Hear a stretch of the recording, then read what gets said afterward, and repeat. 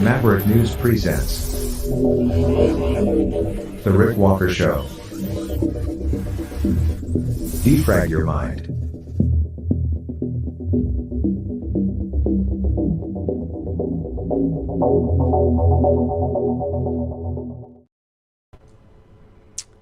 Well, welcome back, everyone. Good to have everybody here tonight. You're watching the Maverick News Channel. We have the Tate brothers in court, out of court. A court ruling in Romania saying they can be extradited. We'll tell you what's going on there. We have Jagmeet Singh in Canada, leader of the New Democratic Party, talking about housing, the housing crisis. We have Donald Trump talking about electric vehicles. Not a fan. We have Jake Sullivan coming up at the White House. They'll be talking about Haiti and emergency Band-Aid supplemental bridge funding for Ukraine. We have ongoing concerns about the safety of Boeing aircraft. And more discussion, more concern, more scrutiny surrounding the sudden death, suicide, whatever it might be, of 62-year-old Boeing whistleblower John Barnett. We have a teacher shortage across Canada, putting some schools into survival mode. We also have breaking news as of this hour. 2 dead, 1 injured in a triple shooting in downtown Toronto, the land of gun control. Broad daylight shooting.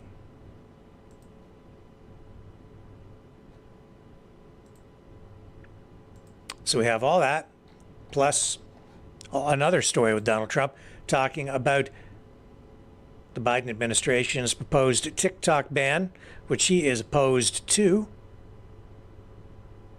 saying it will only help Facebook, which he says is the enemy of the people.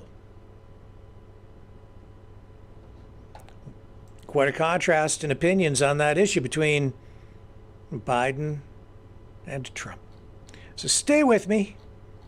I'm not going anywhere. I'm going to be right here when you come back, hopefully, on the other side of this.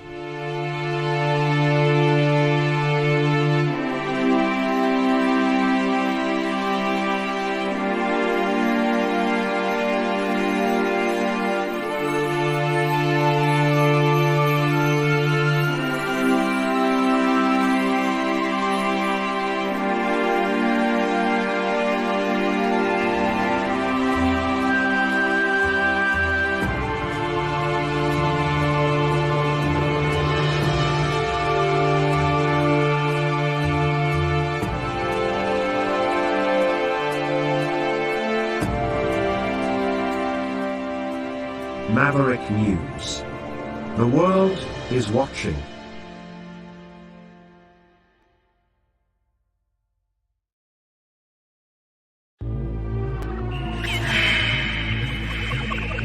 Fighting the Great Reset. By leading the Great Resistance.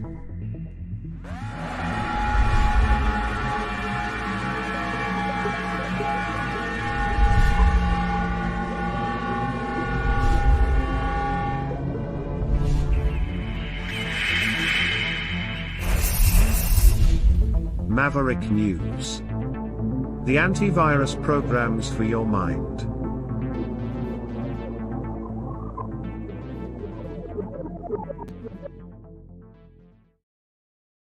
So first up, we're going to go straight to the White House. We're going to pick up the news briefing with Jake Sullivan talking about Haiti and temporary bridge support, financing, funding for military aid for Ukraine, nowhere near the total amount, sort of sitting in limbo as the U.S. government winds its way through the process of approving $60 billion, but they have a tiny little Band-Aid they're going to slap on things. Yeah, they came up with a measly 300 mil. So more money going. We'll go to the White House here now and pick up Jake Sullivan. But first, he's going to talk about Haiti, the situation there still continuing to deteriorate. The leader of Haiti, stuck in Puerto Rico at the last time I checked in, unable to return to his country, which has fallen into absolute anarchy and chaos because of gangs taking over most of the country, controlling most of the country, and the most powerful, most ruthless, the scariest of them all, Barbecue, some dude named Barbecue, who is demanding that the leader of Haiti step down, and it looks like that is going to happen. In fact, the leader of Haiti has indicated he is going to do that as soon as they come up with, as soon as they name some sort of a new council there, a new interim government to restore stability. But I have a feeling it won't matter at this point. Even if he does step aside, I don't think those gangs are going to turn control back over. I think you're looking at a situation that is just going to continue to get worse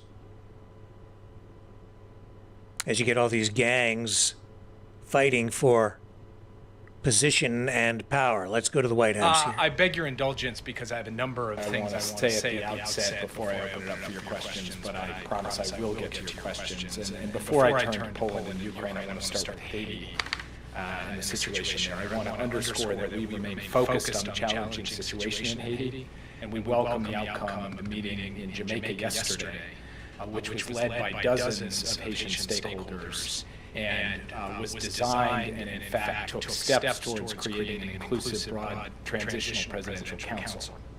We're grateful for the leadership of CARICOM, to other international partners, and we can commend Prime Minister Henry for putting his country and Haitians first, agreeing to step down once this council is established. And as you saw, Secretary Blinken, who was there playing a critical role in that meeting in Jamaica, he announced yesterday additional support for the multinational security support mission to Haiti, as well as additional humanitarian assistance. And we urge others to do what they can to enable this Kenya-led mission to deploy in support of the Haitian National Police. We know there's a lot of work ahead, but these are positive steps to pave the way for the Haitian people to elect their leaders, stabilize their country, and determine their future. Now, turning to today's events, as you all know, President Biden looks forward to welcoming President Duda and Prime Minister Tusk of Poland for a joint meeting at the White House this afternoon. President Biden has twice traveled to Warsaw for historic visits in 2022 and 2023, and today he has the opportunity to repay the hospitality of the Polish people and the leaders of Poland. The leaders will celebrate the 25th anniversary of Poland joining the NATO alliance, which is more united, determined, dynamic, and larger than ever, now 32 nations strong after Sweden joined the alliance last week. This afternoon, the leaders will reaffirm their ironclad commitment to the NATO alliance. Let me get that back and for to you. our collective self-defense under Article 5. And they will coordinate in advance of the upcoming NATO summit, which will be hosted by President Biden. And I'm going to fix that audio for you there, too. They will also discuss our shared support for Ukraine in the face of Russia's brutal war of aggression. As you know, Poland has provided significant security assistance to Ukraine. It's also played a critical support and logistics role for the U.S. and our allies and partners in a historic and unprecedented effort to supply Ukraine with the tools that it needs to defend Ukraine against this Russian imperial war of conquest. The Polish people have also generously opened their doors to about 1 million Ukrainian refugees. Poland's leadership has also demonstrated that, once again, in a very live and almost technicolor way, that Putin's illegal invasion has produced the exact opposite effect of what Putin intended. Today, Poland is spending nearly 4% of its GDP on defense, double the NATO commitment, and is serving as an anchor in a vibrant, vital alliance just when Putin thought he would divide and weaken the NATO alliance. Our bilateral relationship is also growing even stronger. Today, the President will share with Poland's leaders that the United States plans to move forward with a new $2 billion foreign military financing direct loan to Poland using previously appropriated congressional funds, and will offer to sell Poland 96 Apache helicopters. These and other initiatives will equip Poland with cutting-edge capability to defend itself while also strengthening NATO interoperability and contributing to American jobs. The leaders will also discuss the strong U.S.-Polish energy security partnership, the robust economic relationship between our countries, and the enduring importance of democratic values. I also want to provide an update about Ukraine. For 2 years, with the support of a coalition of more than 50 partners led by the United States, the people of Ukraine have remained unflinching against an adversary bent on their destruction. They've retaken more than half the territory that Russia occupied at the start of the conflict. They repulsed Russia's attempts to take large swaths of Ukrainian territory, now 2 winters in a row. They've severely degraded Russia's Black Sea fleet, but they need our continued support, and they need it urgently. Ukrainian troops have fought bravely, are fighting bravely throughout this war, but they are now forced to ration their ammunition under pressure on multiple fronts. And we're already seeing the effects on the battlefield. When Russian troops advance and its guns fire, Ukraine does not have enough ammunition to fire back. That's costing terrain, it's costing lives, and it's costing us, the United States and the NATO alliance, strategically. So today, on behalf of President Biden, I'm announcing an emergency package of security assistance of $300 million worth of weapons and equipment to address some of Ukraine's pressing needs. This is possible because of unanticipated cost savings in contracts that DoD negotiated to replace equipment we've already sent to Ukraine through previous drawdowns. When we sent Ukraine weapons last year, we negotiated contracts to replenish those weapons in U.S. stockpiles. We budgeted the full amount of appropriated funds for those contracts. It turns out we negotiated well. Those contracts came in under budget, so we have a modest amount of funding available. And to put a fine point on it, we're able to use these cost savings to make this modest amount of new security assistance available right now without impacting U.S. military readiness. And the President has directed his team to use these cost savings. This emergency package that we're announcing contains a large tranche of artillery rounds and gimlers for the HIMARS. It is assistance that Ukraine desperately needs to hold the line against Russian attacks and to push back against the continuing Russian onslaught in the east and in other parts of Ukraine. This ammunition will keep Ukraine's guns firing for a period, but only a short period. It is nowhere near enough to meet Ukraine's battlefield needs, and it will not prevent Ukraine from running out of ammunition in the weeks to come. It goes without saying, this package does not displace and should not delay the critical need to pass the bipartisan national security bill. As you all know, we've said repeatedly here in the briefing room, and President Biden said it to the entire nation in the State of the Union last week, that we cannot provide ongoing assistance to Ukraine without significantly impacting our military readiness, absent congressional action. That remains the case despite this modest amount of cost savings that we are putting to use on an urgent basis. Congress must act. The House of Representatives must pass the bipartisan national security supplemental as soon as possible. We all know that if it came up for a vote, it would pass on an overwhelmingly bipartisan basis, just as it did in the Senate. And there is no other way around this. The House has got to pass the supplemental as soon as possible to allow us to continue the flow of vital security assistance to Ukraine, to replenish the U.S. military's munition stocks, to invest in our industrial base, and to support jobs in 40 states across the United States. The world is watching, the clock is ticking, and we need to see action as rapidly as possible, even as we do everything in our power to get Ukraine what it needs in its hour of need. And that is another step that we took at the president's direction today. With that, I'd be happy to take your questions. Yeah. First on Israel, if Israel moves forward with the Rafah operation without having contingencies in place to ensure what you guys believe is adequate safety for civilians, would the White House send any sort of conditionality on further aid? So I've read these reports. They're based on uninformed speculation by anonymous officials. I'm not going to comment on hypotheticals.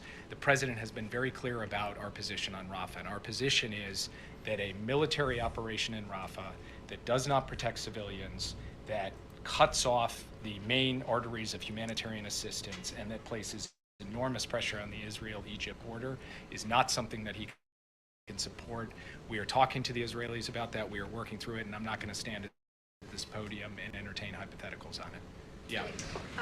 Just on that question, on that issue, the president did say over the weekend that if Israel forces were to go into Rafah, that would be a crossing of a red line. I'm just wondering, what would the Biden administration do if that did come to fruition and Israeli forces did go into Rafah? I would just note, having been around a little while, that I know all of you are obsessed with this concept of the red line. The president didn't make any declarations or pronouncements or announcements. The red line came up in a question. He was responding to that question. I think he gave a full answer to it. I think it's worth going back and reading his full answer to that question. And he answered it completely, so I've got nothing to add to what he said. And again, as I said to the earlier question, I'm not going to get into hypotheticals.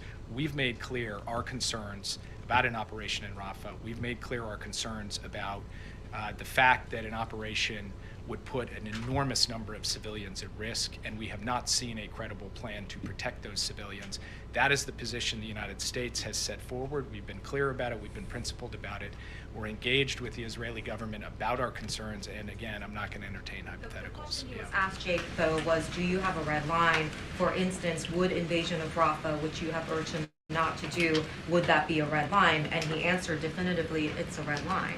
Well, I think you stopped conveniently after a single sentence, and it may not have exactly been that sentence. Israel, the defense of Israel. And keep going, and if you read the full answer, and I'm just going to leave it at his answer because I think he put it in his words, the way he wants to communicate this issue, and the way that he's talking to the Israelis as well. And again, I just want to point out that the whole issue of the red line, as you all define it, is something that you guys like. It's almost become a bit of a national security parlor game.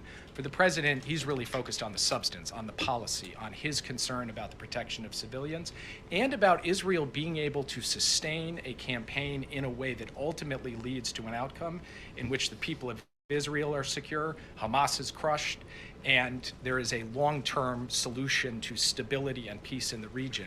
He believes there is a path to do that, and that path does not lie in smashing into Rafah, where there are 1.3 million people, in the absence of a credible plan to deal with the population there. And again, as things stand today, we have not seen what that plan is.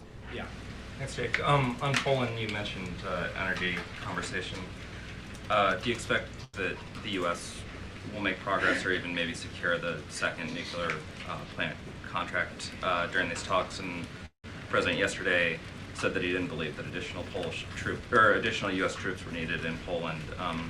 That was a request that the Poles were bringing to this meeting. Could you talk through why he doesn't believe that that's necessary, considering the sort of geopolitical climate? Well, just to take a step back and look at the incredible array of assets the United States currently has deployed in Poland, including a permanent combat headquarters, including elements of brigades, including the largest complement of U.S. forces on the ground in Poland at any time. And that's in response to exactly that elevated threat that we see on the basis of Russia's invasion of Ukraine and its bellicose statements about NATO allies, including Poland. So we are looking at an enhanced, effective U.S. presence and a broader NATO presence in Poland and in the countries neighboring Poland. And at any time the president determines that additional capabilities are needed anywhere across the alliance, he's demonstrated the capacity to flow forces rapidly, as we did in the days leading up to the invasion, and that could be land, air, or sea. So the president looks forward to the conversation with the president and the prime minister today. He believes that we are postured well, that our deterrence and defense capacity both in terms of boots on the ground and in terms of the plans that we have in place to defend Poland should it come to that, are strong. And he has also sent a very clear message, which he is backing up with our force posture, that every inch of NATO territory will be protected. With respect to the question of additional nuclear plants, we've had very constructive conversations with Polish counterparts. I don't have anything to announce from the podium today, but we do look to an ongoing deepening and broadening civil nuclear cooperation with Poland. And very quickly on TikTok, Okay. the president said Let's go yesterday back to that this. This is he would important, sign actually. the House bill if it passed. Earlier, He's talking about you guys had TikTok said you were broadly supportive but had some concerns. Can you outline what those concerns are, and are you confident that the House bill, which seems like it's teeing up for a vote, would stand up in court and be able to force the sale of TikTok? Well, first, I just want to be clear about what this bill is all about, because a lot of people are going around throwing around the words ban TikTok, TikTok ban. And the ultimate object of the bill is about a question of ownership. Do we want TikTok as a platform to be owned by an American company or owned by China? Do we want the data from TikTok, children's data, adults' data, to be going, to be staying here in America, or we're going to China? That is the fundamental question at issue here, and the president is clear where he stands on that fundamental issue. Then in terms of how that gets implemented precisely, that's something that we have continued to stay in touch with the Congress on. And obviously, as you've seen, there's been an overwhelming bipartisan vote in the committee. Now it will come to the floor, and we'll see what happens in the House, and I'm not going to get ahead of that. Yeah. Okay. Jake, so in response to what the president said about the red line, Prime Minister Netanyahu, he ultimately sounded like he vowed to defy what the president said. He said he would press ahead with an invasion of Rafah. So is the president losing influence with Netanyahu? Well, let's just take a step back. You've got the president who, from the very first day that this crisis began, and let's remember, it began with a horrific, vicious, brutal assault by Hamas on the people of Israel, killing 1,200 people, raping and pillaging and causing the most death since the Holocaust for the Jewish people. And the president stood up and said Israel would never be alone. He went as the first ever American president in wartime to Israel to say, I have Israel's back, and he has had Israel's back. He has backed up those words with deeds all the way through, and not just in terms of providing for Israel's security against Hamas and Hezbollah, but a broader constellation of steps in terms of military deterrence to keep this war from spinning out in ways that Israel could not handle. So that's where the president comes into this. He also is going to speak out when he has concerns about the level of protection for innocent civilians in Gaza, the level and access to humanitarian assistance for innocent civilians in Gaza, and he's going to make his views known. Now, Prime Minister Netanyahu is the leader of a sovereign country. He can make determinations about what he's going to do, and let's actually see what happens. At the end of the day, the president has laid out his views about Rafah. He's been clear about them.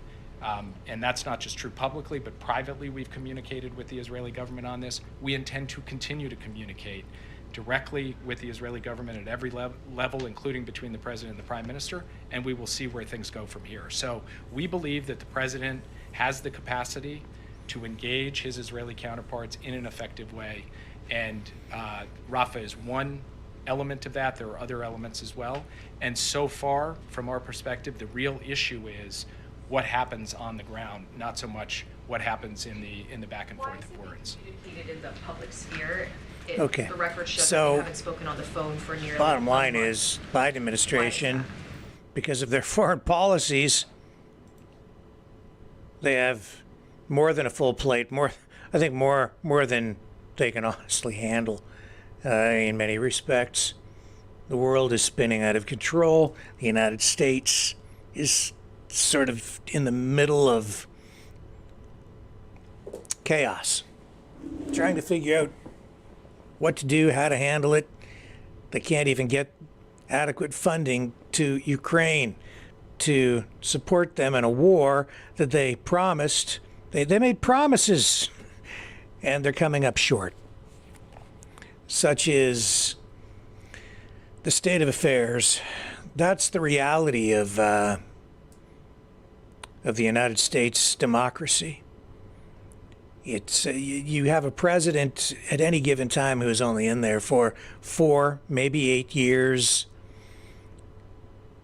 Constant negotiation, compromise going on. Any president at any time, in a way, is always a lame duck, because the president can promise so much, and administration can only promise so much. But if they don't have full control of the government, which is rare, their political opponents can throw a monkey wrench into their plans, their foreign policy.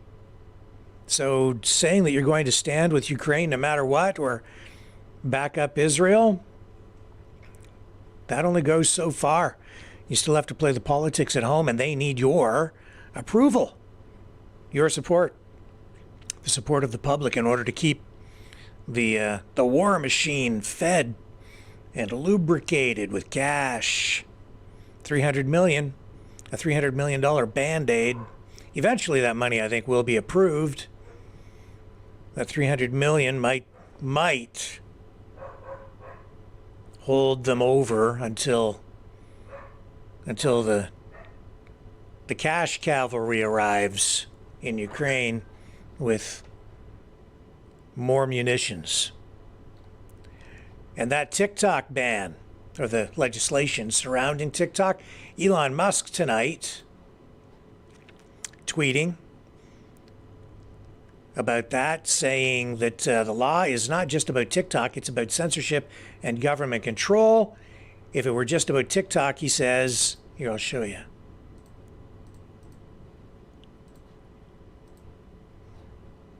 Here's his tweet on X. They still call them tweets or posts. It says if it were just about TikTok, it would only cite foreign control as the issue, but it does not. And so he's retweeting this from someone named Thomas Massey, who you may know, which says the so-called TikTok ban is a Trojan horse. The president will be given the power to ban websites, not just apps. The person breaking the new law is deemed to be the U.S. or offshore internet hosting service or app store, not the foreign adversary. Prohibition of foreign adversary controlled applications. Just focusing on that section of it here.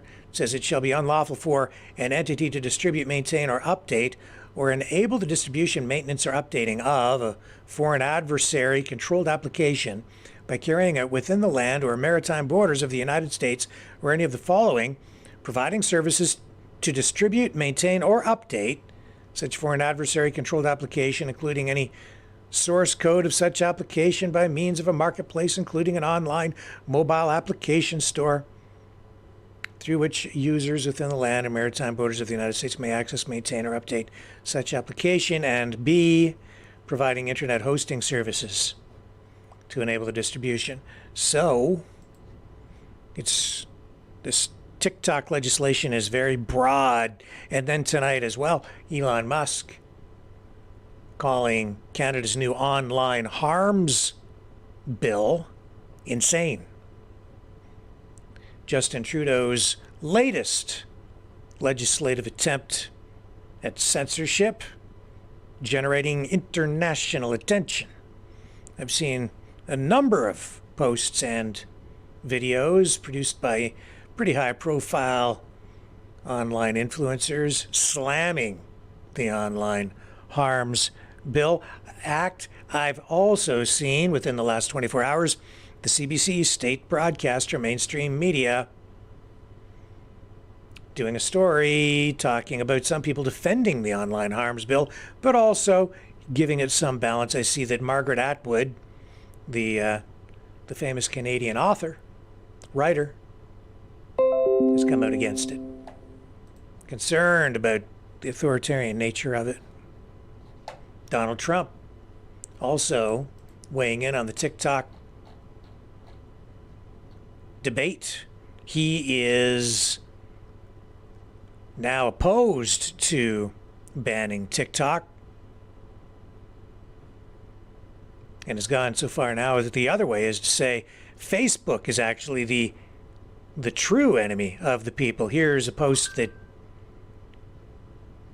his screenshot from Truth Social. He says, if you get rid of TikTok, Facebook, and Zucker schmuck will double their business. I don't want Facebook, who cheated in the last election, doing better. They are a true enemy of the people. I'll tell you, if Donald Trump is reelected,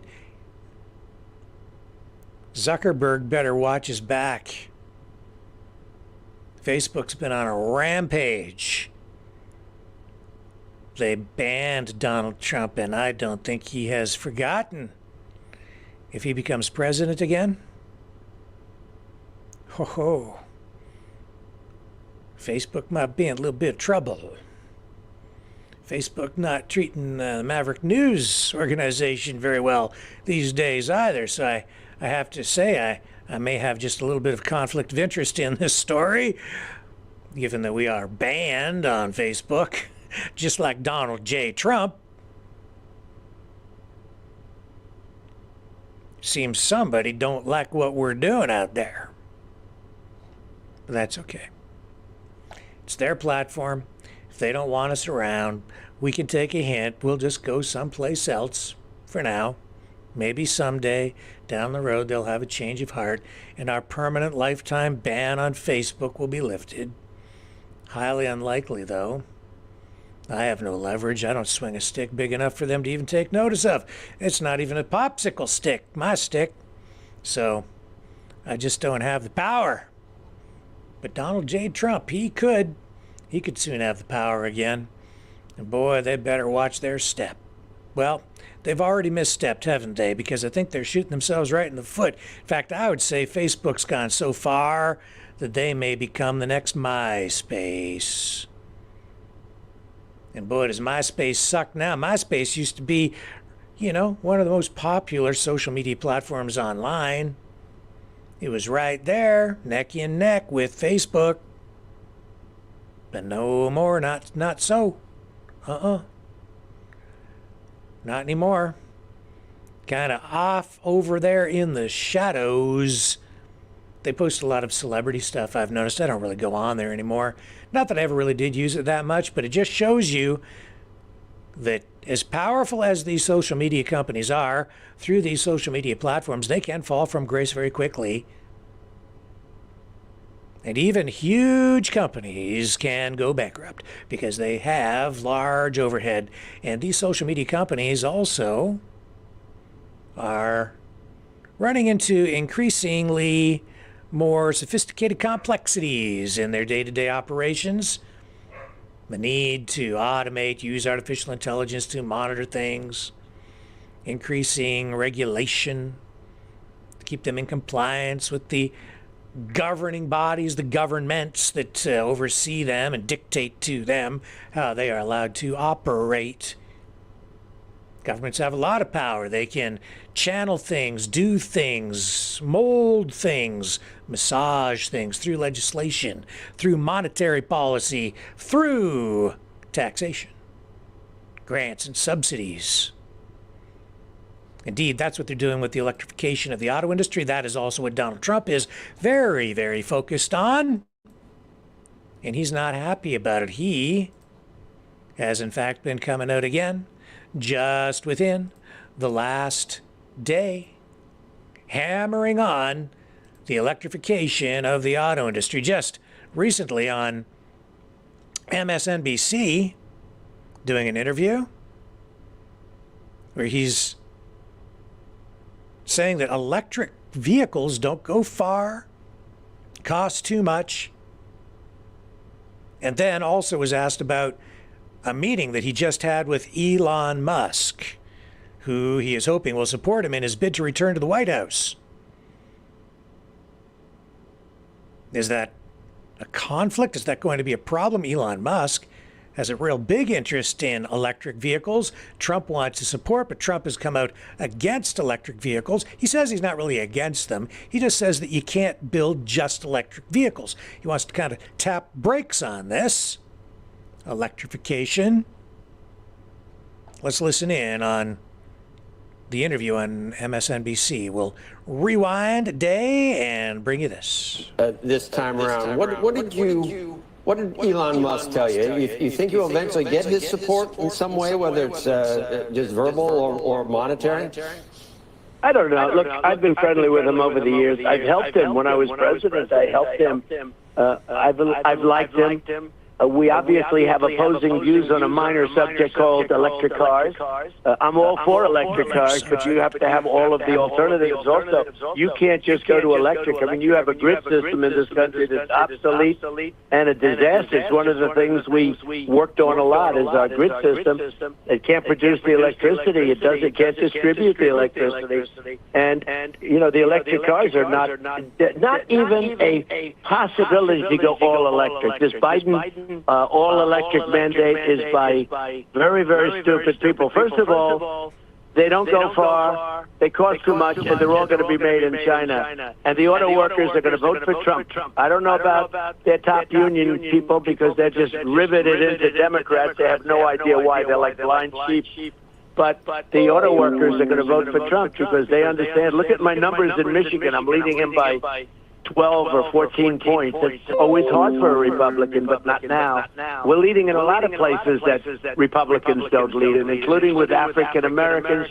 We have numbers with the African American population, black population, the Asian population, Hispanics. We have numbers like nobody's ever seen before. So I think we're going to have a very good election, and I think that's probably why Silicon Valley is. But I think they're also with me because, you know, I want to help businesses.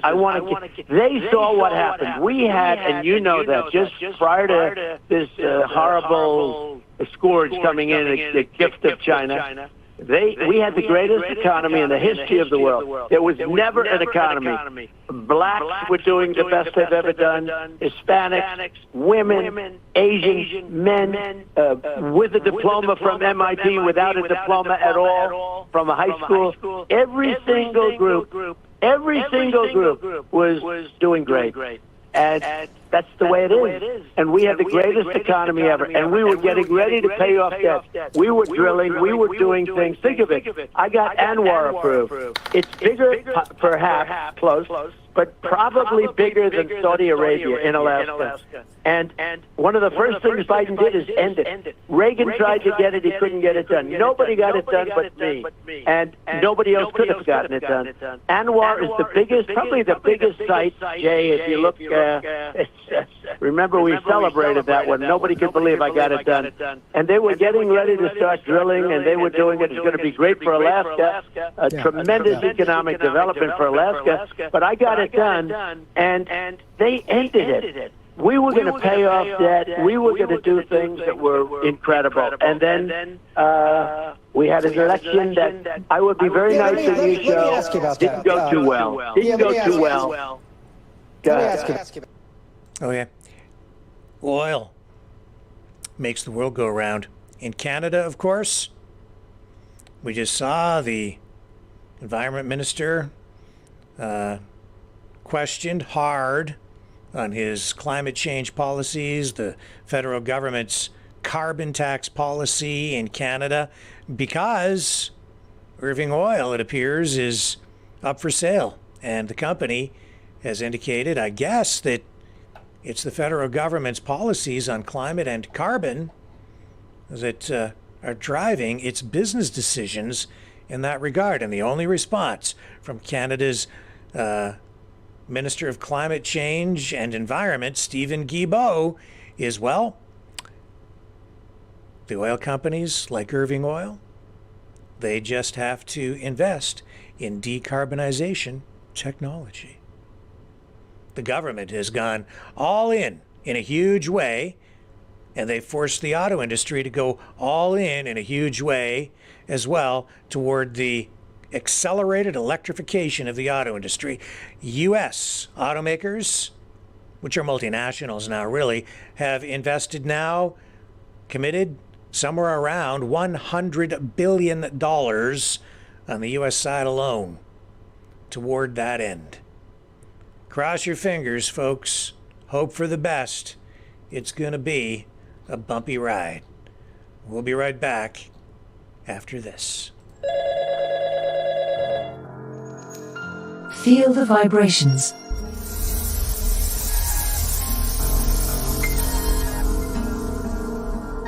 Our quest continues.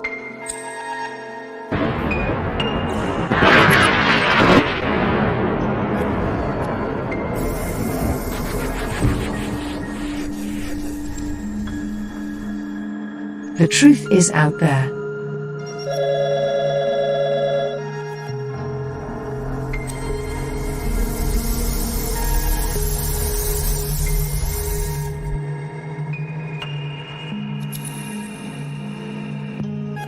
We are Mavericks.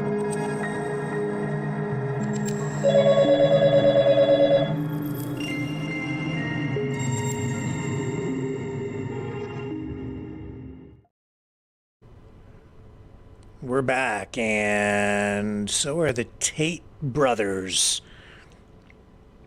At least they're back in the news tonight. Why are they back in the news? Because Andrew Tate faces extradition to the UK over rape and human trafficking claims. You know, I really don't follow these guys. We ran a clip from them last night talking about John Cena at the Oscars appearing sort of nude. He wasn't entirely nude, but he appeared to be nude, holding just an awards envelope over his privates. And the Tate brothers appeared in an online video slamming Hollywood, slamming John Cena, saying that he was engaging in a humiliation ritual to satisfy the Hollywood elite. I think what they were really saying is the Hollywood Jews. Not that I want to put words in their mouth, but let's just be frank and straight and honest about where people are coming from these days. That's what he was saying. I was kind of taken aback by it, frankly.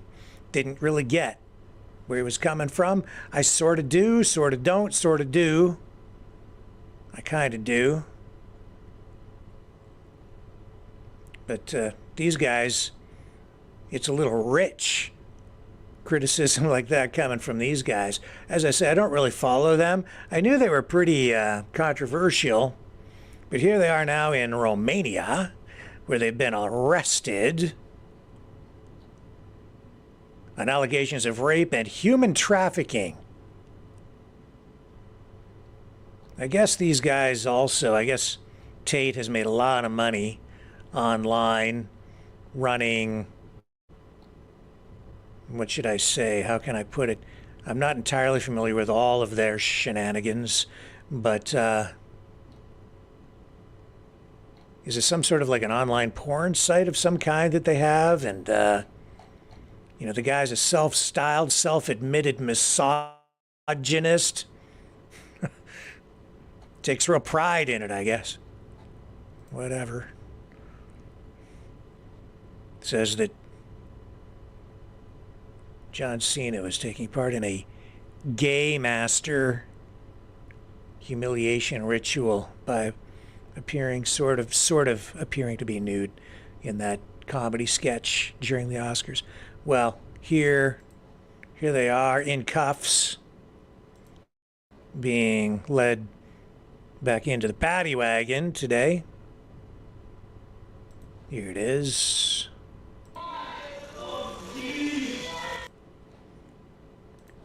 As you can see, the pair of them getting loaded up.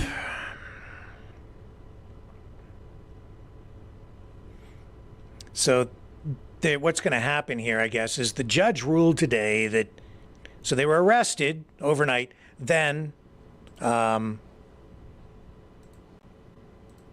they were detained, went to court.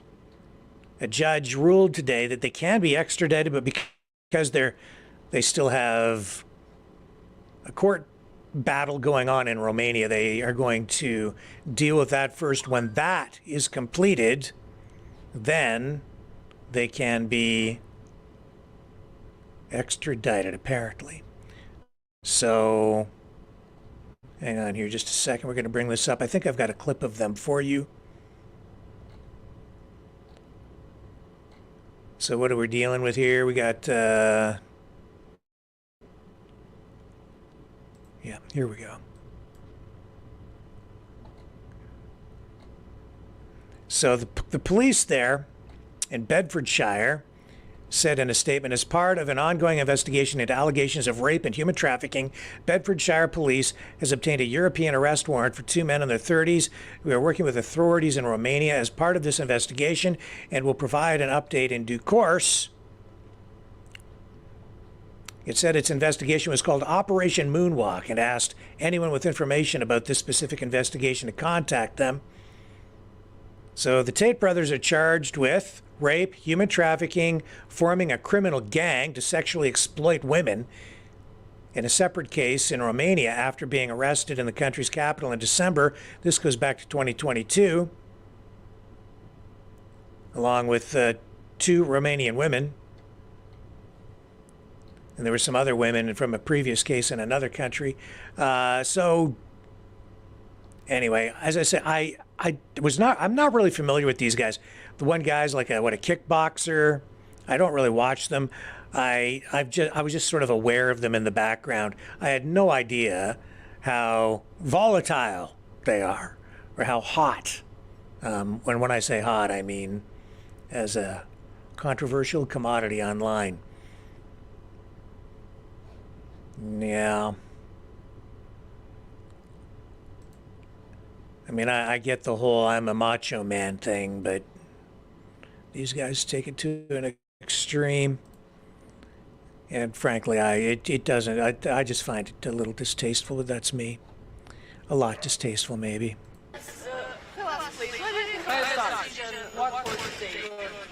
I want to give absolute credit to Romanian justice for making the correct decision today. Unfortunately, I don't think many people in Romania understand, but in the West, in the countries that are owned by the Satanists, when you get to a certain level of fame, you either put on a dress or you go to jail, and I'm happy to make my choice, which is jail every single time. My soul is not for sale, neither are my principles. We are innocent men. No, we're very innocent men, and in time, everybody's going to see that, and we're very excited to finish this judicial process as we are now. Well, you are free for now, but still the Romanian court approved extradition to the UK after the trial was over here. It's very funny because I've been asking Romanian courts to go to the UK myself. I've asked 5 times and been declined, so now I get to go home. It's fantastic. You will be in the jail again at the final of the process. What do you think about that? And those clips from The Guardian. So, I don't know. They're using masculinity and alleged attacks on masculinity as a defense in the court of public opinion. So who are these guys?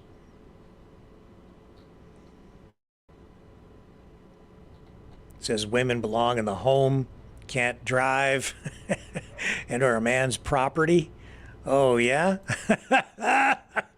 You think so? Come talk to my wife. I don't think so. Hardly. Nor would I want her to be. My property. Jesus. Oh.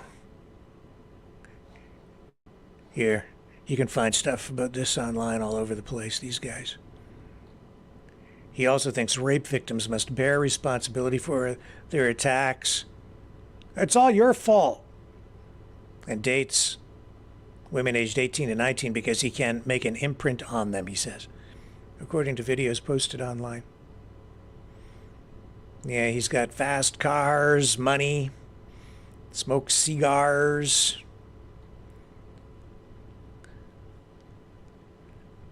He's got videos where I guess he displays machetes and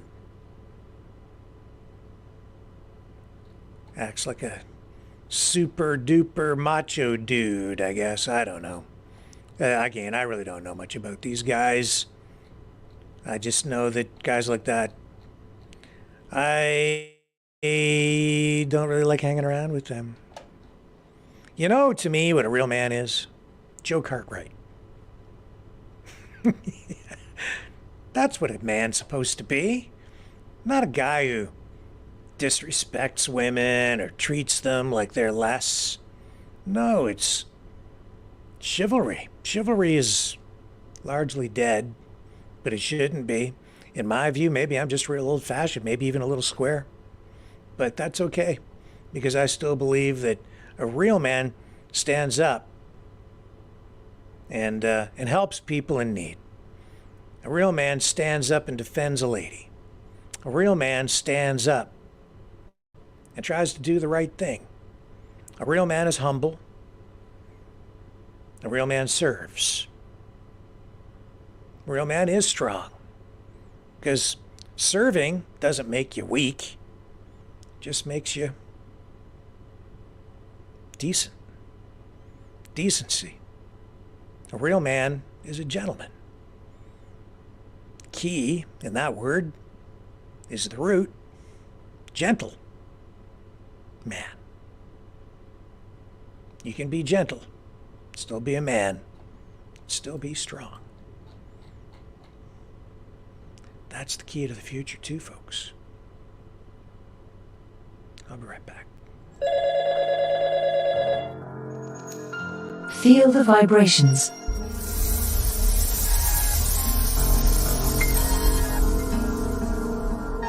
Our quest continues.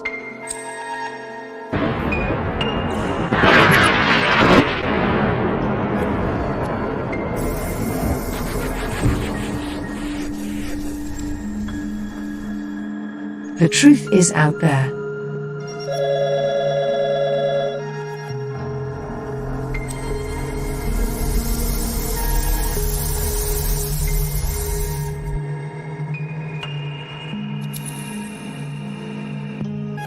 We are Mavericks.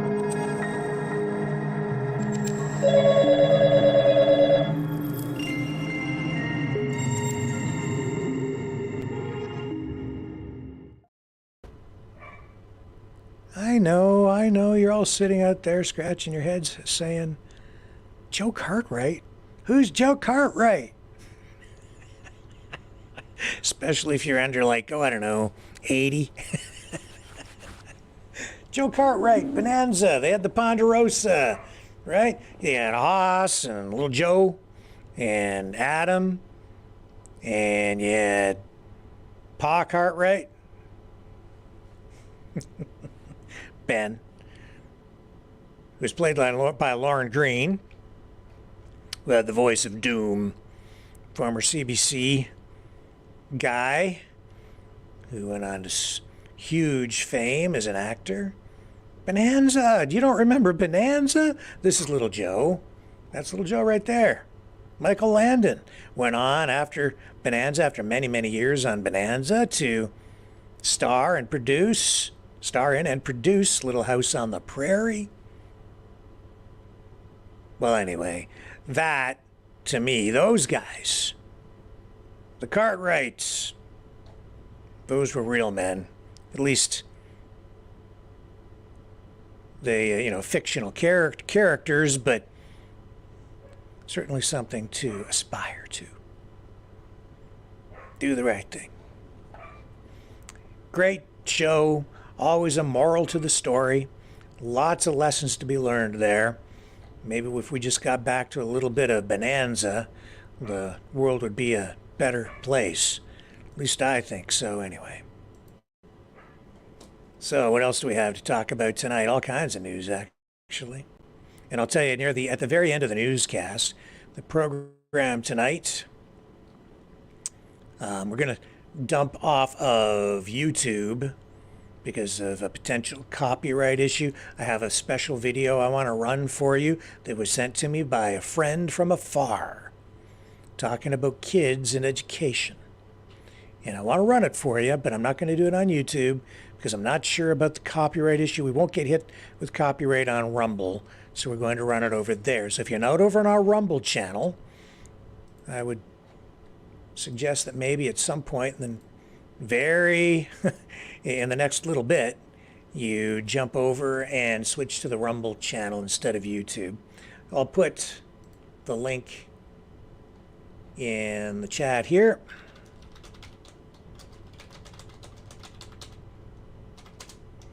So you can flip over to Rumble.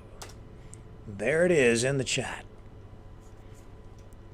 On YouTube and the other platforms. And that way you'll be able to see the entire program, including the final video of the night, which I will be sharing with you. So yeah, the situation in Haiti still spiraling out of control. A lot of Canadians down there and Americans still in Haiti. I guess gangs have tightened their control over much of the country down there.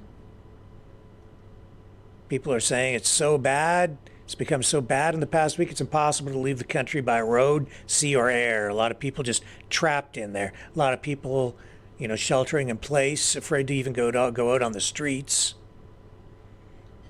A lot of death, a lot of people killed. The country has descended into chaos. It is really, I think, an example of a failed nation state in deep poverty and deep despair. And these gangs, these roving gangs, making things even worse. And isn't it interesting, as much as everybody criticizes the US of A about everything, who do people look to? And Canada too, for that matter. But who do people look to for a solution to a situation like this? People automatically are looking to the US of A. What are you going to do about it? What are you going to do to restore order in Haiti? Well, you're the world's police officer, right? Oh, you shouldn't be doing that. But then when it comes to a situation like this, everybody seems to want them to intervene, get involved, and effect a solution down there, and even if it means sending in troops. Where would the world be if not for the United States? Some might say better off, but I'm not so sure. Just not so sure about that. Because Haiti's Prime Minister, Ariel Henry, is set to resign. Violence is just running rampant through the country. It's become pretty painfully clear that he's not going to be able to return. And so he's giving in to the demands of these gang leaders, including this guy who calls himself, or other people call him anyway, Barbecue. He's probably not going to like me because I'm sitting here sort of saying that with a ring of disrespect and not hiding it so much. Oh well.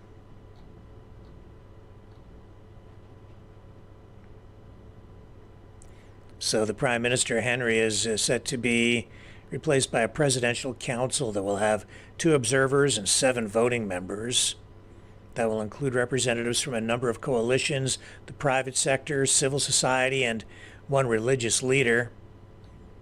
However, I don't know, as I say, if that will even make a difference with that level of chaos down there and these gang members who have emptied the prisons to create even more chaos. And I think they're, using these freed prisoners, criminals, many of them violent, to help staff their private armies.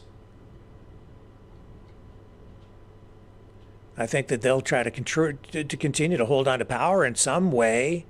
I can't see them just turning over power to some new ruling council unless they get some sort of assurances that they're not going to be prosecuted, or they're going to want something. I mean, they've got control of the streets. They've got control of most of the country now. Canada's Minister of Foreign Affairs saying that The Canadian government is welcoming the news of political agreement among Haitian stakeholders that was reached. Melanie Joly saying Canada looks forward to supporting the implementation of the agreement, saying that the Canadian government remains concerned about the security situation in Haiti in a statement that she has posted on X, and she's calling on all parties to work toward a return to stability in the country. And she says that Canada will continue to support the Kenya-led multinational security mission to improve the security conditions for the Haitian people. And we did see the Prime Minister of Haiti flee the country, go to Kenya, and try to get some support there, some military support from that country to come back to Haiti as part of an international force to reestablish control of the country and bring stability back. Too little, too late. Nothing was able to happen fast enough to prevent this chaos from taking hold. So tonight, the world is watching Haiti. In Canada, back here, there's ongoing instability too. Certainly not at the level of what we're seeing in Haiti, not even close to that yet, but housing remains a major issue in Canada. There's a housing crisis, as we all know, a shortage of housing. It's driving prices through the roof. That includes rental prices. Now I'm going to go to a clip of Jagmeet Singh from the New Democratic Party. That's the federal party that is really propping up Trudeau's Liberals, because even though they're in a third party position in a real minority, Trudeau also has a minority government, and the only way that he is able to survive is by relying on the support of the NDP when it comes time to vote for key pieces of legislation, to make sure that those pieces of legislation pass and that there isn't a vote of no confidence that results from any of that might trigger an election.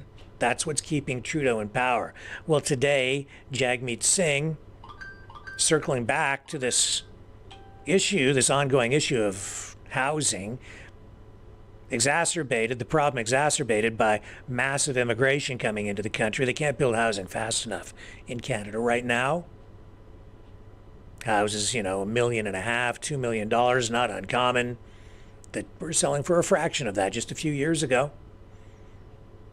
And studies coming out, including a security or a situation or a state of the country report that we talked about last night from the RCMP, who see this actually as a destabilizing force or factor in the country, saying that anyone under 35 probably will never be able to afford the majority of people under 35 will never be able to afford to buy a house now in Canada because of the economic policies of the federal government that have resulted in such massive inflation, such huge spikes in the prices of houses, that it's just simply put it out of reach for most people. That means you have a lot of people now who will be forever renting. Jagmeet Singh saying even that isn't good enough. I don't agree with the solution that he's going to propose to you in this video, because he is a socialist, and I think that those socialistic policies are really to blame ultimately for the problems that we're facing here right now anyway, because they ignore economic realities. But he's calling for more socialism, more public money to be injected into the support of really he's calling it support for renters essentially, but ultimately it's subsidization. Let's go to Jagmeet Singh, and I'll just let you listen to what he has to say, and then I may or may not comment. These are old arguments. Rent control, it's been shown time and again that it doesn't really work. It has unintended consequences. I could get into the economic realities of it, but I'll let Jagmeet Singh speak for himself here on this issue tonight. We're so lucky to have you as a part of the team. And I want to shout out Laura Dupont, also one of our candidates in the Tri-City region, someone who's also a fierce advocate for housing, for people, and proud to have you also on the team. I want to talk to you about the story of what we're going through in our country. And it's a story of corporate greed versus people. And it is a story that's been going on for decades. We have a housing market that is designed to make rich investors richer. And it is working exactly as designed by liberals and conservatives. And this housing market designed by liberals and conservatives to make rich investors rich is not working for people. It's not working for everyday folks. And it means for everyday folks, a constant fear that your rent's gonna go up, constant fear that your mortgage is gonna go up, a constant fear that you're gonna lose your home. And that's what the people here at Tri-Bench felt at this cooperative. They lived in constant fear for years, where they did not know what was gonna happen to their housing. They did not know if they were gonna have a place to call home. And what that means, we heard from one of the residents, it means losing your community. It means losing your family. For a lot of people, where you live and the community around you is your family. Imagine living in constant fear you're gonna lose your family. You're not just gonna lose your home, you're gonna lose your family, lose your sense of identity, and have nowhere to go. That is a story of a housing market designed for rich investors that ignores the reality of real people. And so we're saying enough is enough. This home for people was saved because of the Renters Protection Fund that the BC NDP brought in. This fund, this Renters Protection Fund, kept this building for the community, kept these homes for people. And that's what we want to do across this country. Conservatives and liberals want to continue to favor rich corporate landlords, rich investors, let them keep on making money, and people end up suffering. We're saying enough is enough. Let's actually make people the priority. Let's make the residents of this community the priority. Let's make families, young people, seniors, let's make them the priority, and let's build a housing market that works for them. And one of the first things we need to do is make sure we keep the homes that are affordable. Right now, across our country, for every one affordable home that's being built, 11 are lost. That is a losing battle. We have to stop that.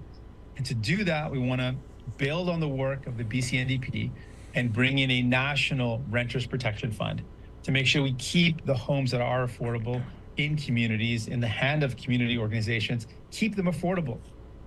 We're done with governments protecting billionaires. We believe the job of government is to protect people, not billionaires, protect homes, not make rich investors richer. That's what our plan is. I'll do that again in French real quickly, and then I'll go to your questions. Donc, okay, hang on here a second. Du logement, c'est clair. Et c'est un problème créé. Ce qu'on va faire.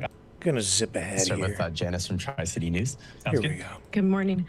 You mentioned this would be an example for how you would roll out this across the country. How do you plan to do that? So where would you start? So we want to bring in, first of all, we want to bring in a fund that protects renters. We want a Renters Protection Fund, just like what BC has put in place. And we've seen now, I've actually toured 2 examples recently of homes that have been saved because of this fund. We were earlier this week in Esquimalt, where the Luma Native Housing bought a building to keep it affordable in the community.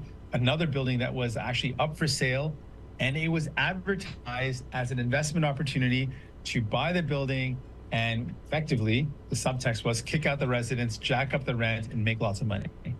This was gonna happen here as well. The residents, I met with one of the residents who's been here for almost 3 decades. They were gonna lose their home and lose their family. That is what we're up against if we don't bring in place protections for renters. So we would want to model the program after what BC NDP has done so effectively, and it works. We've seen it work. We want to do that across the country. We should be able to match it and exceed that and have a fund in place that protects renters across this country. Yeah, bien sûr. Donc, ce qu'on veut voir, c'est effectivement la même chose que la Colombie-Britannique a fait.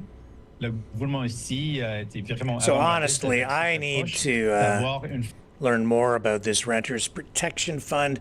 I'm not exactly sure. I need to dig into it more. He's just touching on the surface of it. I don't know how the mechanics of that work financially, economically. It sounds sort of like a backdoor rent control measure. I just am not sure. I just know that, for instance, with rent controls in the past, I've seen it in action. I saw it under, NDP government in Ontario, where they implemented rent controls. The end result was landlords stopped investing in buildings. They stopped building new buildings because they couldn't make any money with the rent controls in place. So it created a housing shortage because there was no more private investment at that time. They just stopped building. Why build something if you can't make anything on it? And then you had the headaches of all the tenants, honestly. Sometimes they don't pay, sometimes they squat. They refuse to pay their bills. The Landlord-Tenant Act in this part of the country protects the tenants. You can't just kick them out even if they don't pay their rent. So if you're a building owner, a homeowner, maybe you have a house that you've split into, half of it's for a rental unit and the other half is yours, or whatever you're doing. These are just the unforeseen ramifications, the unintended consequences. It had a negative effect on the housing market, and the landlords would stop spending money on repairs on the buildings as well. So people would see their living conditions deteriorate. The rent control idea itself is not a solution to fixing the problem for people. To get the prices down, you increase the supply of the housing. You bring more housing online, not online like in the internet, but you bring you build more housing. Yeah, you increase the supply. The people renting, the landlords have to lower the rent because there's more on the market. So if you create the conditions, the market conditions that are favorable and encourage more construction, and if you do that in a way that it attracts private investment, they don't have to use tax dollars to do it. Private investors will do it. They'll invest and build. Rents will come down. Let the market stabilize. You get the government involved, they screw everything up. But people think it's a quick, easy fix.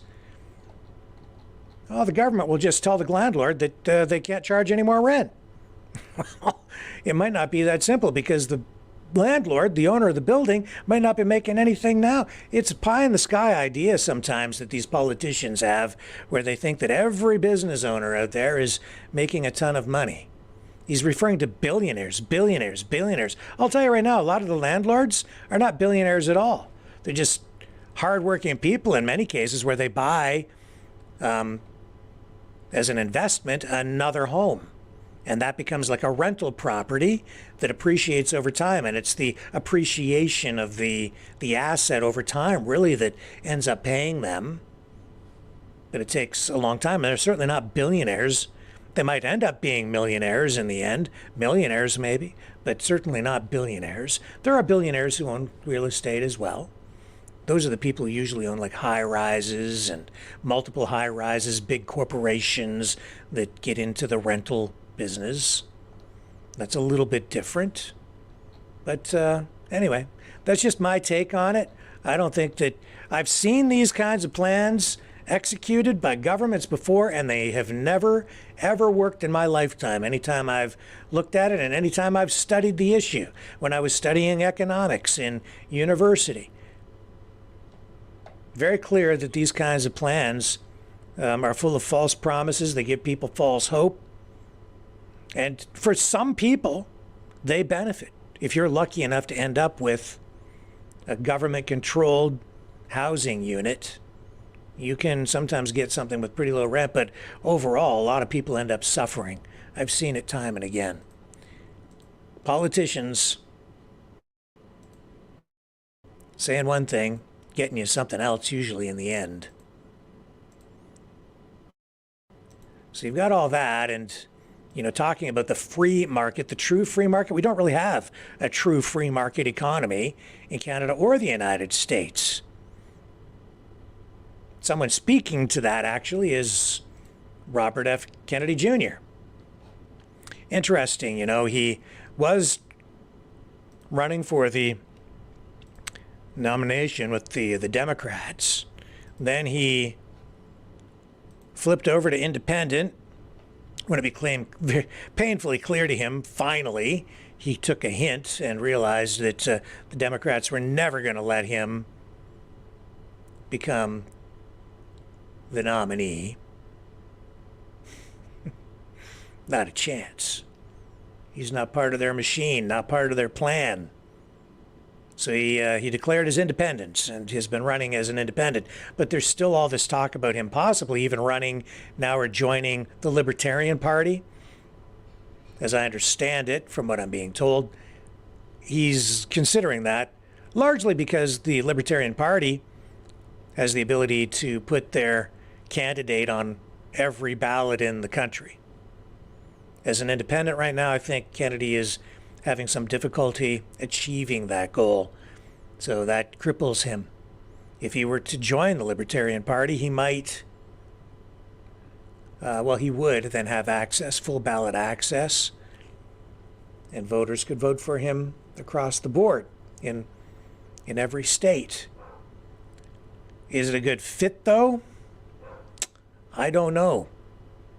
The Libertarian Party, libertarianism in general, that's a hard political ideology to kind of pin down. What is a libertarian? To me, a libertarian is somebody who believes in free market economy. It's somebody who believes in very limited government. So limited, in fact, within the framework of a libertarian ideology that some libertarians I would classify as anarchists, where they don't want any government at all.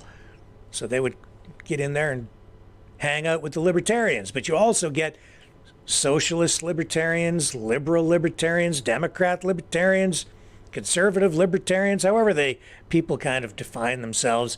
It becomes pretty murky, murky territory politically when you're trying to really define what a libertarian is. I've got my own idea, and that is limited government and an affection for a free market, a true free market economy. That is to say that people engage in transactions, there's little or no government intervention, very limited, if any, taxation, because libertarians would generally look at taxation as theft, as part of a wealth redistribution program. Well, Kennedy now, anyway, being wooed, I think, by many libertarians, hoping that he will run as a libertarian, as their guy. And here's a video called Libertarians for Kennedy. Let's bring this up. We'll let it roll. And again, I hope I don't get with a hot copyright strike, because every time we run one of these things, the music that they pick for these videos always gets us a copyright hit. But I'll take my chances. Let's take a look at Libertarians for Kennedy. We've seen a handful of outsiders seeking to challenge President Biden and former President Donald Trump as third-party or independent candidates. One is Robert F. Kennedy Jr. Robert F. Kennedy Jr. Robert Kennedy Jr. Robert F. Kennedy Jr. Robert F. Kennedy Jr. Robert F. Kennedy Jr. Robert F. Kennedy Jr. Libertarian candidate Javier Milei has become the new president of Argentina. The chainsaw plan of Javier Milei's libertarian government is underway. No gradualism or waiting periods. The changes are already underway.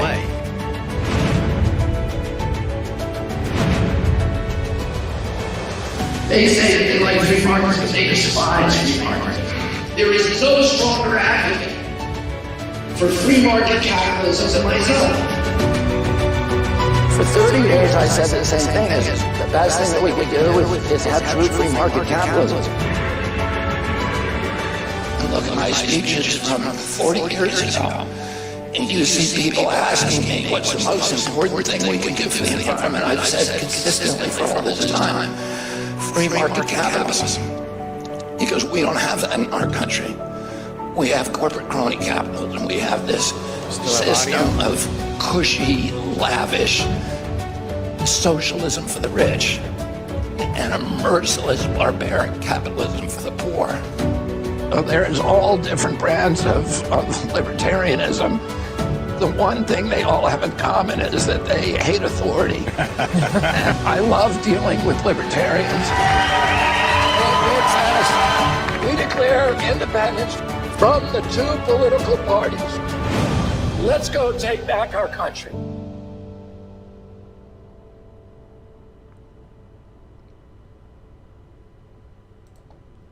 Sorry about the echo there, guys. I did set the audio. I'm just going to check it again. And the setting that I applied was reactivated or deactivated, so that's why you got the echo. Very sorry, but I just reset it again there, so we should be clear moving ahead through the rest of the broadcast. And thanks for letting me know about the echo. I know what that is caused by now, so I will fix it if you guys may bring that to my attention again. It's a problem with the mixer, the audio mixer. Anyway, Kennedy, libertarian, independent, Democrat, kind of all over the map. Is it, what does that say about the candidate? I'm not sure. What does he stand for? Is he a Democrat? What is a Democrat? It makes you wonder, you know? Or is this, we see politicians in Canada flipping from one party to another from time to time, crossing the floor. A conservative becomes a liberal, or a liberal becomes a conservative. People don't like it. People want, I think, from their politicians some consistency. But in this case, is this inconsistent? Is this move from being a Democrat to an independent to possibly a libertarian, is that inconsistent? Is it a sign of inconsistency in terms of conviction?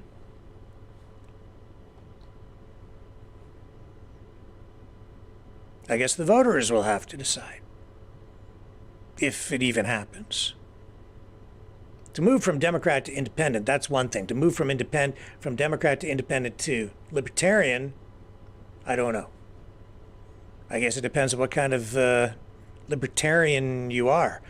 I think on the Democrat side, a lot of people might even consider themselves to be sort of libertarian, but you could find that within the Trump movement too. In fact, I think even more so. Politics. Nothing's black and white.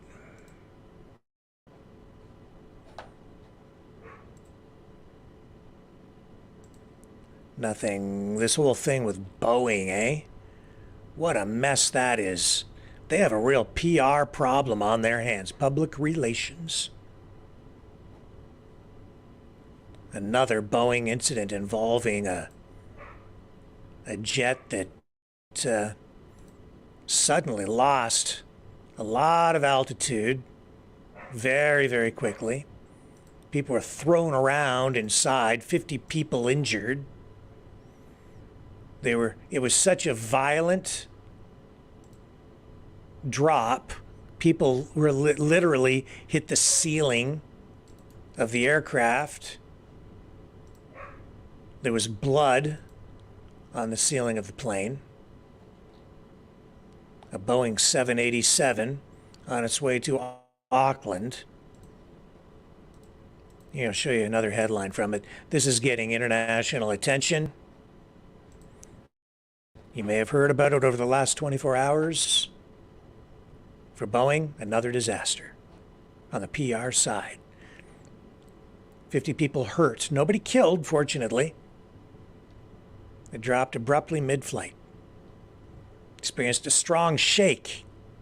And as a result, 10 passengers and 3 cabin crew members were taken to a hospital when it finally landed. 263 passengers, 9 cabin crew members on board.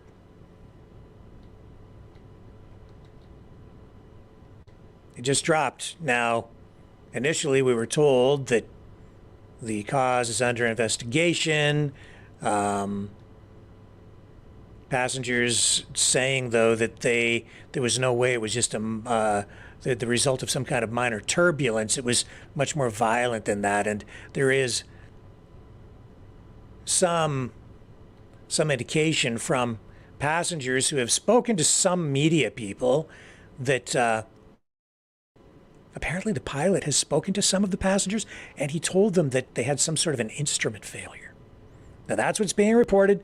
It has not been proven. The exact facts still need to come out. But there are media reports with a passenger account suggesting that is what happened, or that that's what he was told by the pilot. Truth? We'll have to wait and see. But anyway, Boeing has a big problem on their hands. In fact, we showed you that story last night by Al Jazeera where they went in with a hidden camera into that Boeing factory. They secretly asked 15 people if they would fly on the planes they were assembling. 10 of the 15 said no way, citing manufacturing issues. And then this Boeing whistleblower who was at the center of a lawsuit against Boeing, 62-year-old John Barnett, suddenly found dead just the other day. Apparently suicide, but some people wondering it's an alleged suicide. So some people wondering if that's what the actual cause of death is. They want confirmation. This guy, Barnett, worked for Boeing for 32 years, retired back in 2017. He was interviewed on the show TMZ. Here's a clip of Mr. Barnett.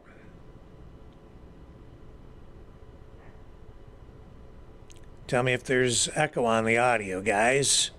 We'll run this clip for you now. One, this is not a 737 problem. It's a Boeing problem. Oh, hang on. I didn't set the... Let me bring it back here. Got to bring it back up. Got to do this. And... Okay, so you should have audio back, okay? Tell me if you have audio. John Burnett. One, this is not a 737 problem. It's a Boeing problem. And I know the FAA's gone in and they've done due diligence and inspections to assure that the door plugs of the 737 are installed properly and the fasteners are torqued properly. But my concern is, what's the rest of the airplane? What's the rest of the condition of the airplane? And the reason my concern for that is, back in 2012, Boeing started removing inspection operations off their jobs. So it left the mechanics to buy off their own work. So what we're seeing with the door plug blowout is what I've seen with the rest of the airplane, as far as jobs not being completed properly, inspection of steps being removed, issues being ignored. My concerns are with the 737 and the 787, because those programs have really embraced the theory that quality is overhead and non-value added.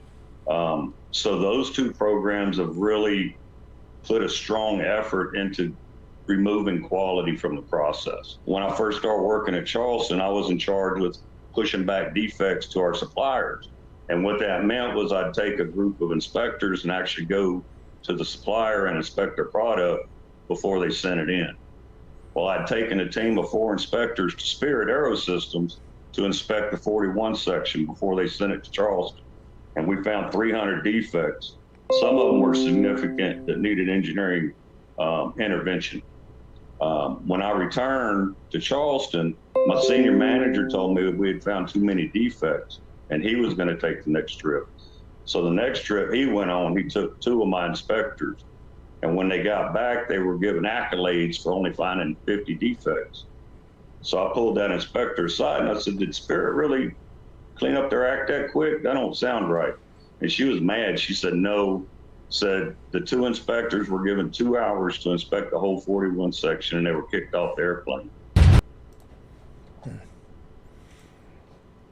And as I have watched the reaction to this online, I've seen a lot of streamers, especially conservative streamers, saying that the real problem over at Boeing is DEI, or some would say DIE, diversity, equity, and inclusion.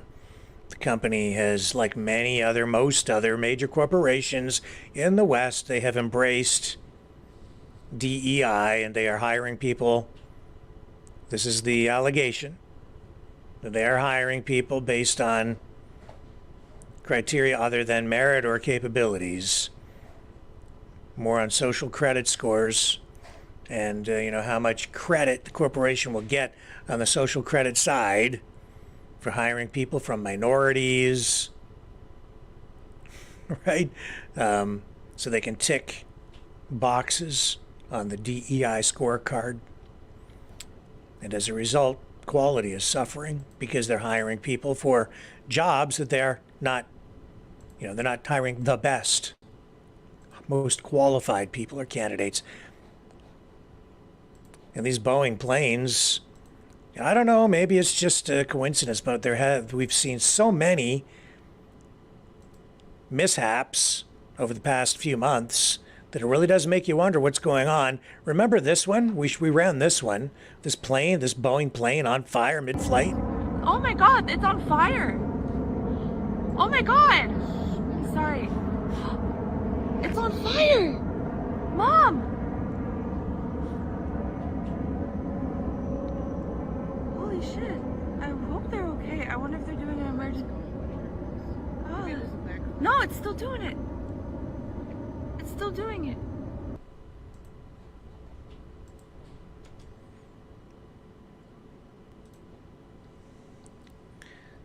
We showed you that.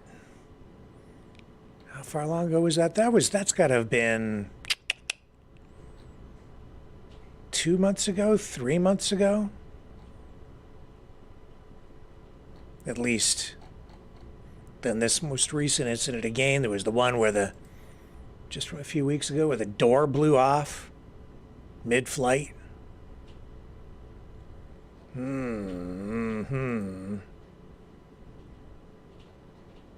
Does not inspire confidence. That's for sure. Okay, let's take another quick break. I'll come back. We've got more. On the other side... The information war is raging. Truth without integrity is worth nothing. Maverick News. Because those who have power and those who seek it must be held accountable. The world is watching. Join our family of truth seekers. Donate today and add your voice to the chorus of Maverick Knights. Donate at maverickdonations.com. Truth. Integrity. It's the Maverick way.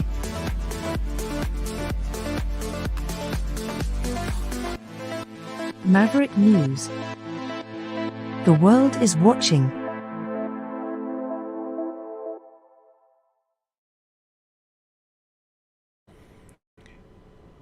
So also tonight, I'm just going to make sure I've got the latest information for you here. 2 men are dead, 1 woman injured as a result of a daylight shooting in Regent Park in Toronto. This happened this afternoon, the investigation ongoing.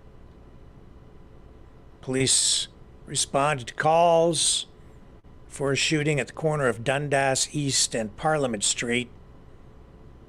One of the victims died at the scene, another died in hospital, according to a police media release.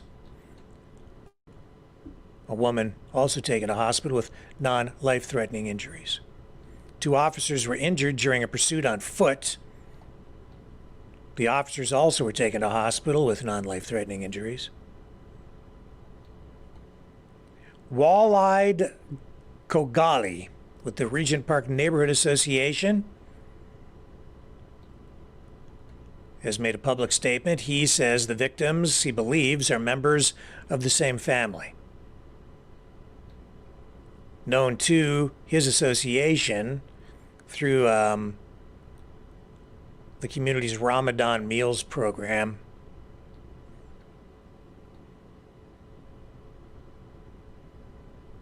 And then he has also come up with a statement calling on the city of Toronto to invest in more resources for the community to bring violence in the community to an end. He wants more mental health interventions. In other words, there's a mental health crisis out there that he has identified, that he is seeing as a community leader, and he's calling on the city to step up to the plate and provide support for people who are in need, and take preventive measures instead of being reactive. He says too many people have died for what are avoidable reasons. Heavy police presence. There was a body on the street covered in an orange tarp.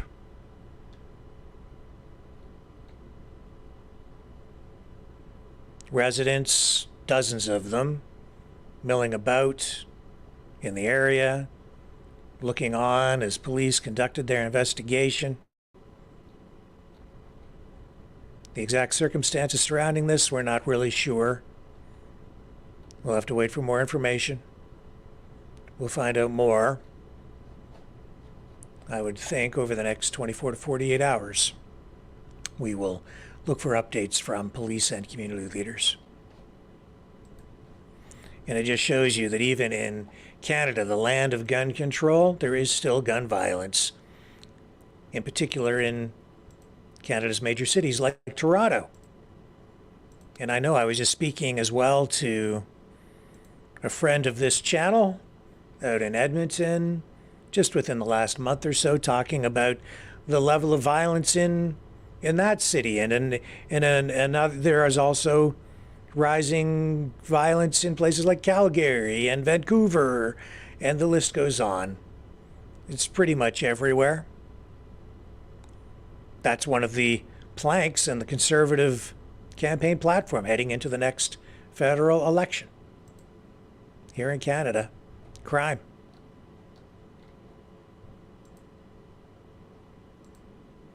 I just want to come back briefly to this whole TikTok ban proposal or issue. I just want to run the clip. I've got this clip now of Donald Trump, and we talked about this earlier in the program, but I just want to come back to it briefly because I want you to hear again what Trump said about this specific issue. Here's Trump on the TikTok ban, where he says banning TikTok will only give more power to Facebook, which he says is the enemy of the people. I could have banned TikTok. I had it banned just about. I could have gotten it done. But I said, you know what? But I'll leave it up to you. I didn't push them too hard because, let them do their own research and development.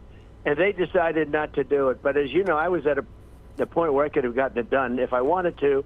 I sort of said, you guys decide. You make that decision because it's a tough decision to make. Frankly, there are a lot of people on TikTok that love it. There are a lot of young kids on TikTok who will go crazy without it. There are a lot of users. There's a lot of good and there's a lot of bad with TikTok. But the thing I don't like is that without TikTok, you can make Facebook bigger, and I consider Facebook to be an enemy of the people, along with a lot of the media. Did you guys get the audio on that? I don't know if you got the audio on it. Let me just check the tab. Yeah, you would have had the audio on it, right? So that's Trump on the TikTok ban.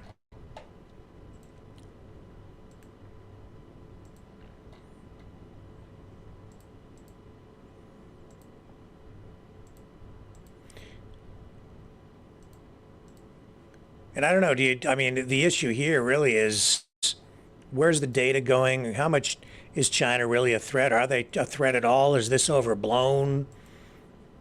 Is this move by the Biden administration another censorship move? Where are we at with all of that? I don't know.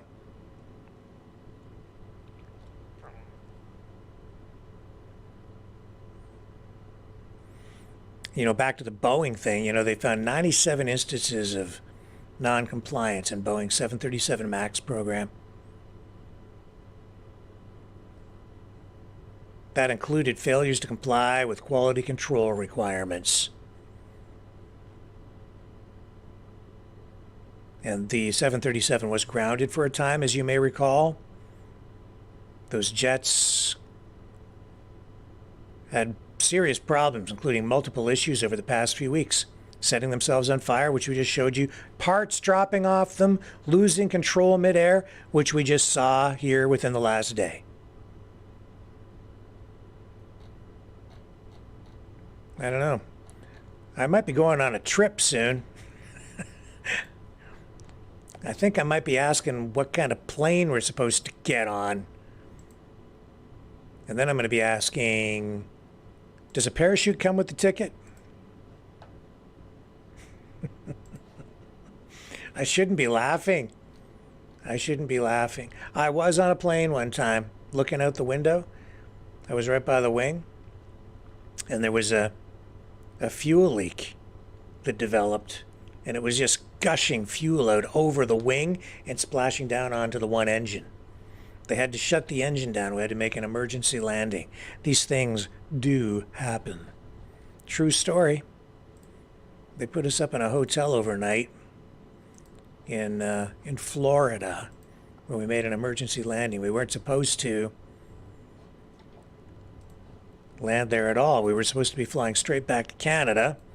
Ended up in Florida, emergency landing. Well, something similar happened on this plane. This Boeing aircraft. It was taking off. And this video captured it gushing fuel all over the runway as it became airborne. Check it out.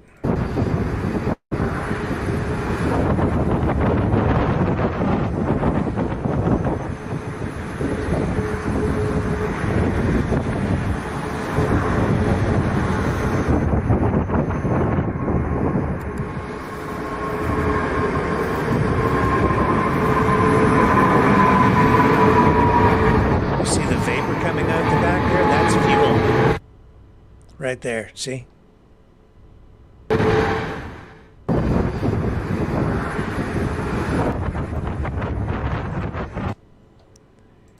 Oh, what's to worry about?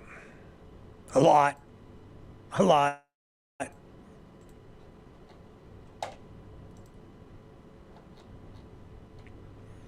In Uvalde, Texas, the police chief has announced his resignation.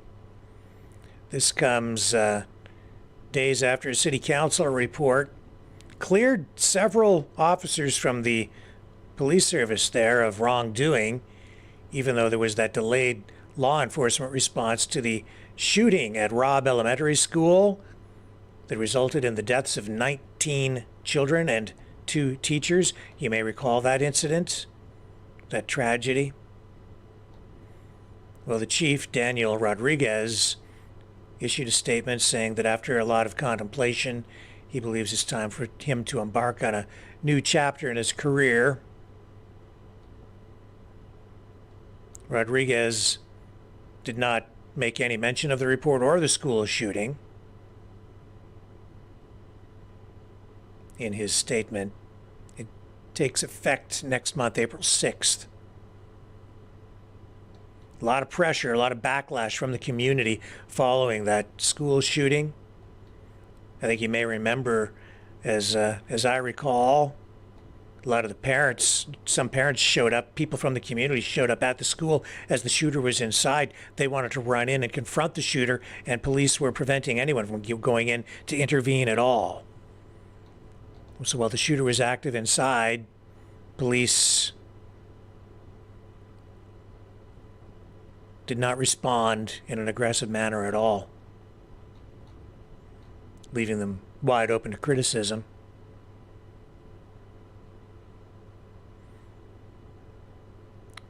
So this report comes out, and it really exonerated police actions, several of the officers, but clearing them. But that still has not been sitting right with members of the community, and you can understand why.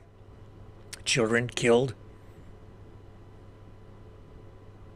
The U.S. Justice Department back in January blamed the response from law enforcement on a lack of leadership at the scene and a failure to follow accepted police protocols. So the city's report has angered a lot of local residents even more. And now the police chief stepping aside, and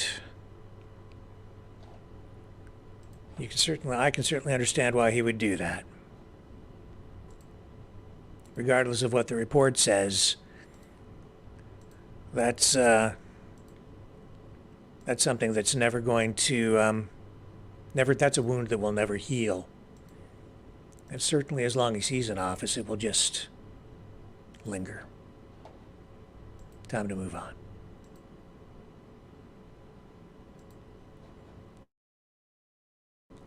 Speaking of schools, we have a school crisis, a teacher crisis in Canada. I'm going to take a break, short one.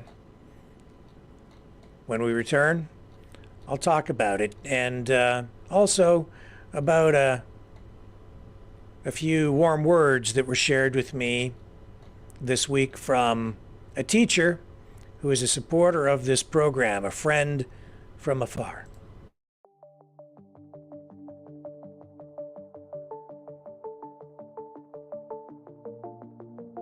Greetings, brave Mavericks. Our quest for truth continues. We go beyond fake news. Together we expose propaganda. Together we pull others out of rabbit holes. We are maverick thinkers. We are all unique individuals, defenders of individual rights and freedoms, credible, trusted, grounded in reality. Maverick News, Maverick News. Defending free speech, free speech. Donate at freedomreporters.com. Do it now. Tomorrow may be too late. Maverick News. The world is watching.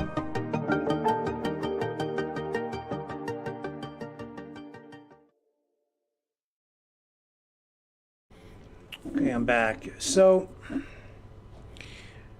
this is going to involve this video, which I'm going to run, but I'm not going to run it on YouTube. So if you are watching on YouTube, please head over to our Rumble channel.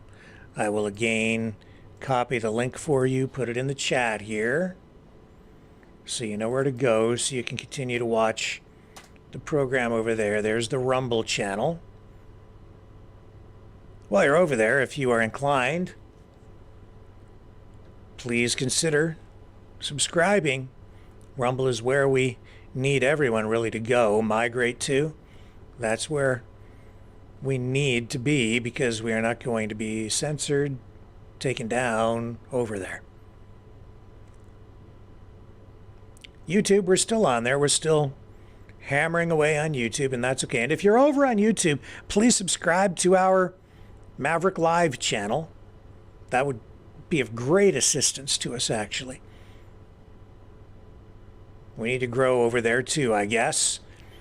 Hopefully hold on to our channels, because we have that, you know, really, it's a pretty substantial channel over at the we have a number of channels, but the one major channel has a lot of viewers, which some people are not aware of, but we have a lot of viewers on that channel. Rumble, though, please check that out. Also, if you like what we do, just a reminder, you can support us by donating at maverickdonations.com. That takes you to the Give, Send, Go, or you can support us at freedomreporters.com. That'll help pay the bills here as well. We're still going through some a cost-cutting exercise here, trying to lean things up a little bit, make sure that we are as efficient and as responsible fiscally as we possibly can be, but we do have overhead. I have managed to find some things that we are able to cut costs on, so we'll be implementing those things and have already started to, so that's a big help, but it's really up to you guys to support the channel because we don't really get any other kind of revenue at all here. It's all through you. It depends on you. If you like this, this is your place. It's up to you to support it, and I really appreciate the support we've had. At freedomreporters.com, like, share, subscribe. Like, share, subscribe. Don't bother going to Facebook. We're banded. We're banded over on Facebook. No Facebook for us. There's trying to teach me a lesson. I guess somebody's trying to teach me a lesson. Somebody don't like us. But that's okay. Opinions vary. I'm maybe a slow learner because I just keep on coming back and keep on working and fighting to get everybody closer to the truth, practicing journalism in the way that I really always have, dedicated to the principles of journalism. And that's what I've learned really ultimately gets you through in the end. Being true to yourself, true to your craft, true to the ethics. Just being true. Is it true? There's the core question. In anything that you're reporting, is it true? I think teachers also have, a strong set of codes that they abide by, ethics, especially the good teachers, the ones really dedicated. Well, we have a teacher shortage across Canada. Not surprising, especially after what happened during the pandemic. A lot of good teachers lost, A lot of good teachers lost. Hasn't really come back since then. A lot of teachers didn't want to do the thing where they had to get the thing in the arm, so a lot of them quit. I didn't speak to, but received kind message from a friend from afar, a teacher, who shared a personal story about going through exactly that. This teacher watches this program, a friend of the program, a friend of Maverick News. I won't use any names. But there is a teacher shortage, and just in British Columbia alone, Quebec, they have over 8,500 teaching vacancies, and they can't fill them, including about 2,000 full-time jobs. Can't find teachers qualified to fill those positions.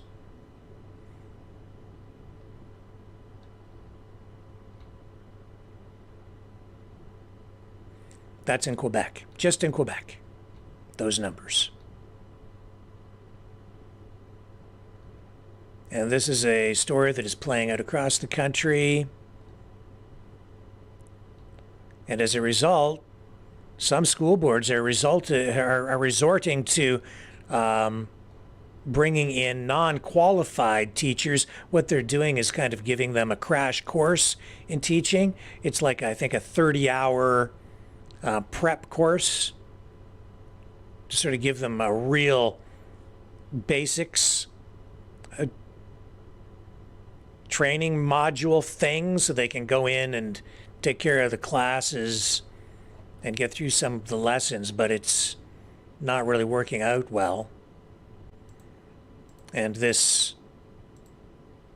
teacher who reached out to me,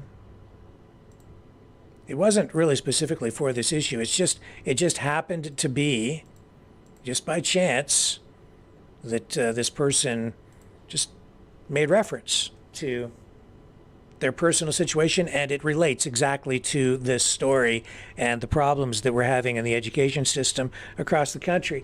And the other reason, according to this person, that we're having this problem is because of diversity, equity, inclusion, woke politics. A lot of teachers are just fed up. They're leaving the system because they feel they can't cope. They can't survive in the current environment.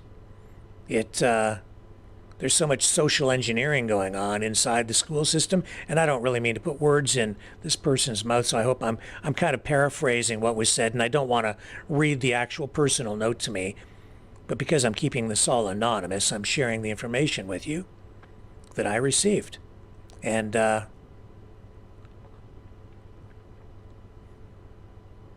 it's pretty clear that the politics has gotten to the point, it's so thick,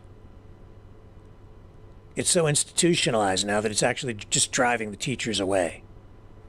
We just had that interview about a week ago with that organization that is setting up teaching pods and basically an alternative private school system for people who are looking for more traditional teaching approaches. So that's one solution that people are trying to put together. A lot of these teachers, though, just exiting the system. I guess they're going off and doing other things. What a waste. What a waste of talent and resources for our society, for our country. It's just another failure of government policy. It just shows how government can really screw things up with bureaucracy that gets out of control and a political agenda that should never really be there to begin with. Too much social engineering injected into the system. Too much radicalization and too much indoctrination, I would say. Too much of a departure away from the things that always bound the country together. Well, this person who messaged me also sent me a link.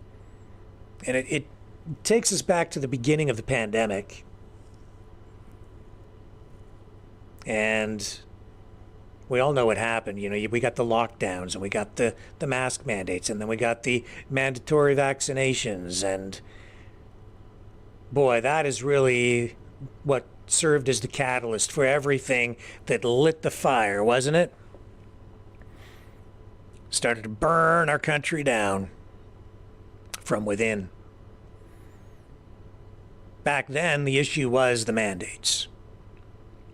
That's what people were focused on. Since then, it has evolved into something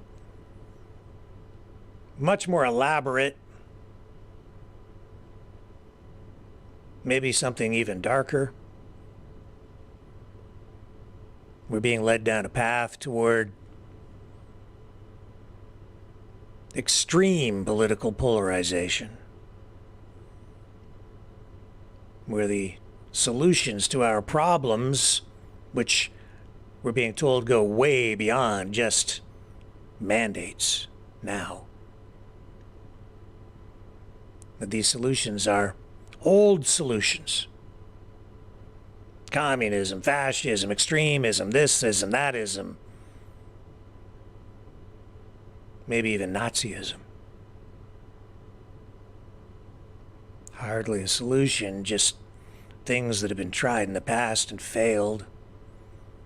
Given the new situation we're in, the new reality we're in, this new country, this experiment that we call Western society, this experiment that we call Canada and the United States, pretty clear to me that these old ideas simply won't work. And most of what I'm hearing from people who are offering up solutions, new ideas, they're not new ideas at all.